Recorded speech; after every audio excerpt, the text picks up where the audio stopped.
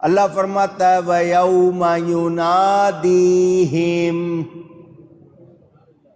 قیامت کا دن مراد ہے، پکارا جائے گا، ندا کی جائے گی، بلایا جائے گا، فَيَقُولُ أَيْنَ شُرَكَائِيَ الَّذِينَ كُنْتُمْ تَزْعُمُونَ،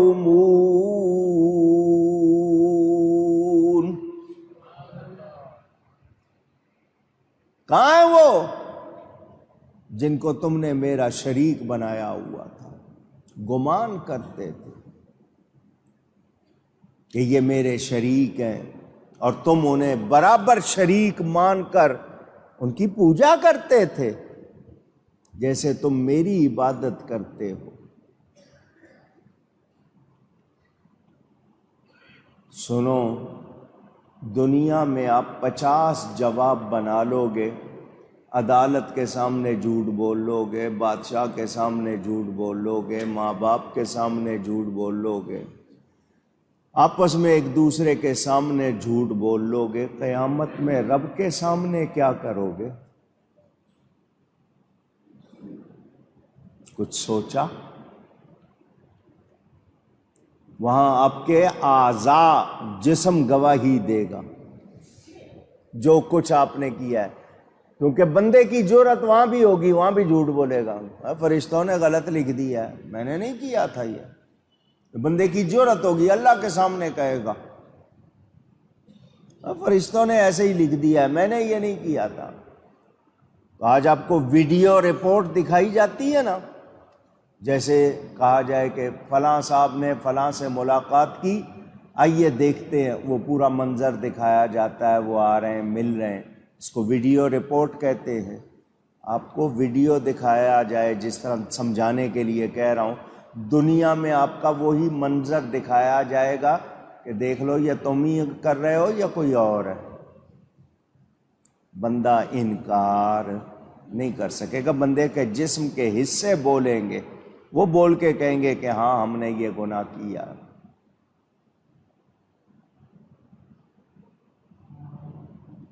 دو آدمیوں کے سامنے آپ کی بات غلط ہو جائے، آپ شرمندہ ہوتے ہیں یا نہیں؟ پوچھ رہا ہوں، بہت سے لوگ نہیں ہوتے ہوں گے، ان کو شرم ہوتی ہی نہیں، ان کو وہ عزت کی کوئی پرواہ ہی نہیں، ہوتا ہے تو ہوتا رہے، 10 کے سامنے برائی ہو رہی ہے، بس جعلی ڈگریاں نکل رہی ہیں، یا یہ کہ جی جھوٹ بولا تھا، یہ کیا تھا، ان کو کوئی شرم نہیں۔ لیکن اے بندے، بھری بزم میں کل قیامت کے دن رسوائی، ہم 2 بندوں کے سامنے رسوائی نہیں چاہتے، اس دن تو سب ہوں گے۔ اے انسان، تجھے عقل ملی ہے، یہ عقل دی گئی تمیز کے لیے، پہچان دنیا برتنے کے لیے ہے۔ تو نے کیا کمایا، کس طرح کمایا، کیسے برتا، اپنا مزاج کیا رکھا، تجھے بہت اچھا وعدہ دیا گیا تھا، تو نے اس کو سوچا ہی نہیں، اس پہ غور کیا ہی نہیں۔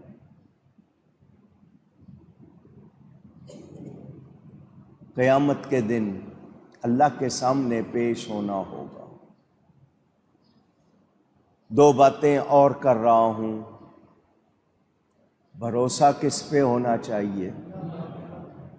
زور سے کہیں، اللہ جل جلالہ۔ نیت کے ساتھ، محبت کے ساتھ ایک مرتبہ اللہ کہو، 40 نیکیاں ملتی ہیں۔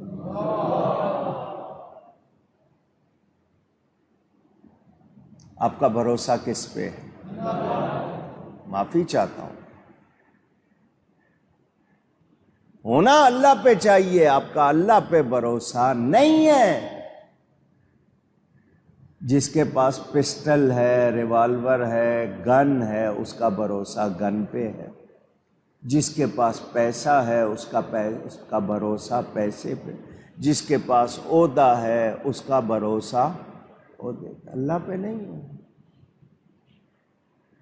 جی میں کروا لوں گا جی،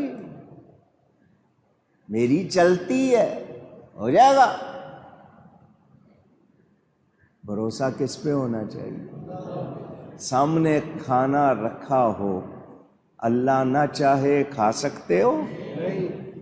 پسٹل پاس ہے، ریوالور پاس ہے، اللہ نہ چاہے ہاتھ جائے گا اس پہ؟ اونچی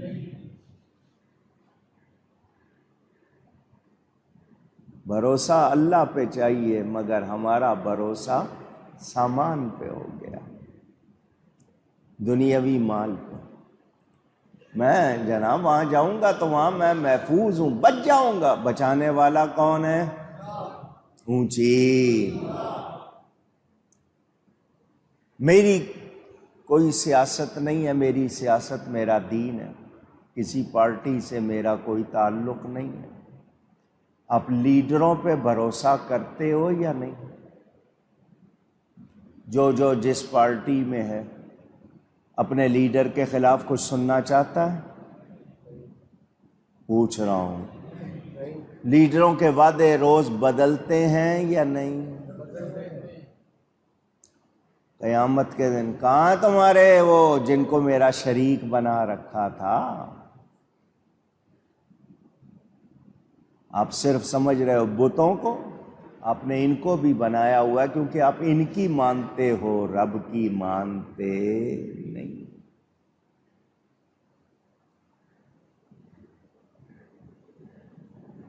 اللہ نے وعدہ دیا تھا، اچھا وعدہ، دنیا بھی اللہ نے بنائی ہے، اللہ ہی نے ہمیں بنایا ہے، مگر بتا دیا تم دنیا کے لیے نہیں ہو، لیکن آپ لوگ ہو گئے دنیا کے لیے۔ الانسان حریص علی ما منع، انسان اس بات کا لالچی ہوتا ہے جس سے اس کو منع کیا جائے۔ آپ کو کہہ دینا ادھر نہیں جانا تو آپ ضرور دیکھیں گے کوئی چکر ہے ادھر، کیوں منع کیا ہے ادھر؟ جس سے منع کیا جائے انسان اس کا حریص ہوتا ہے، لالچ کرتا ہے۔ اے انسان، تجھے اللہ نے بہت اچھا وعدہ دیا، مگر تو نے عقل سے کام نہیں لیا، اور وہ دنیا میں رہ کر اکڑنے والے، رب کے شریک بنانے والے، وہ یاد رکھیں قیامت کے دن ان کے پاس کچھ نہیں ہوگا۔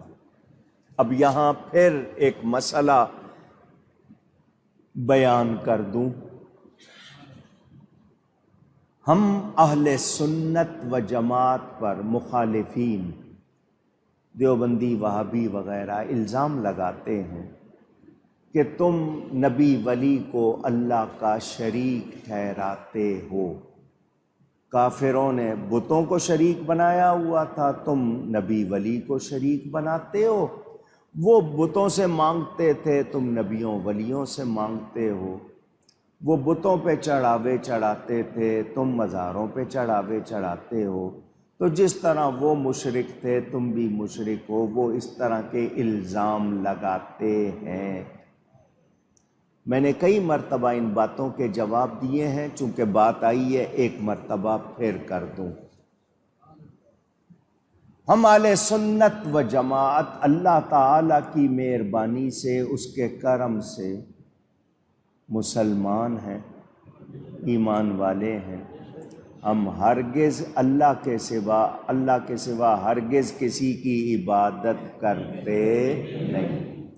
عبادت، پوجا، پرستش، ورشپ صرف اور صرف اللہ کی عبادت کرتے ہیں، کسی نبی کی، کسی ولی کی، اللہ کے سوا کسی زندہ یا مردہ کی عبادت کرتے نہیں۔ پہلی بات تو یہ طے شدہ ہے۔ اب اگر کوئی اس کے باوجود الزام لگائے تو وہ الزام لگانے کی سزا پائے گا۔ نمبر دو، پہلی بات آپ نے سن لی۔ نمبر دو، ہم قرآن اور حدیث کے خلاف کرنا جائز نہیں سمجھتے۔ قرآن اور حدیث کے خلاف کچھ کرنا ہم جائز نہیں سمجھتے۔ تیسری بات، مشرکین شرک کرنے والے کافر مشرک بتوں کی پوجا کرتے تھے، ہم اللہ کے سوا کسی کی پوجا کرتے نہیں۔ انہوں نے بتوں کو اللہ کا شریک بنایا ہوا تھا، ہم کسی نبی ولی کو اللہ کا شریک بناتے سمجھتے نہیں۔ کتنے فرق ہوتے ہیں یہ ذرا نوٹ کر لیں۔ ہم اللہ کے سوا کسی کے لیے یہ نہیں مانتے کہ وہ خود سے کمال والا ہے۔ ہم مخلوق میں جو بھی کچھ مانتے ہیں رب کا دیا مانتے ہیں، عطا کیا ہوا مانتے ہیں۔ عطا کیا ہوا عطائی ہوتا ہے، خود سے ذاتی ہوتا ہے۔ اللہ کا ہر کمال ذاتی ہے، مخلوق کا ہر کمال عطائی ہے۔ ذاتی اور عطائی برابر ہوتے اونچی، یہ سارے فرق آپ نے سن لیے۔ اللہ کا کمال کسی کے قبضہ و کنٹرول میں نہیں، مخلوق کا ہر کمال اللہ کے قبضہ و کنٹرول میں ہے۔ فرق ہے نا، اتنے سارے فرق ہیں تو برابری ہوگی؟ اونچی گئی ہے۔ جب برابری نہیں تو شرک بھی نہیں۔ اب اگلا جواب سن لیں، ہم کسی نبی ولی کی پوجا نہیں کرتے، پرستش نہیں کرتے، عبادت نہیں کرتے، نہ زندہ کی نہ مردہ کی۔ ہم کسی نبی ولی کو خود سے کمال والا مانتے نہیں۔ نبی ولی کی تعظیم کرتے ہیں، اور تعظیم بھی وہ کرتے ہیں جو جائز ہے، جو جائز نہیں وہ تعظیم بھی کرتے نہیں۔ مثلا تعظیمی سجدہ پہلی شریعتوں میں جائز تھا، حضرت آدم کو ہوا، حضرت یوسف علیہ السلام کا بیان قرآن میں۔ ہم کسی نبی ولی کو تعظیمی سجدہ بھی نہیں کرتے، وہ تعظیم کرتے ہیں جو جائز۔ بتوں کے لیے کسی تعظیم کا ذکر نہیں، نبیوں ولیوں کے لیے تعظیم کا ذکر قرآن میں ہے، تو تعظیم کو شرک کہہ سکتے نہیں۔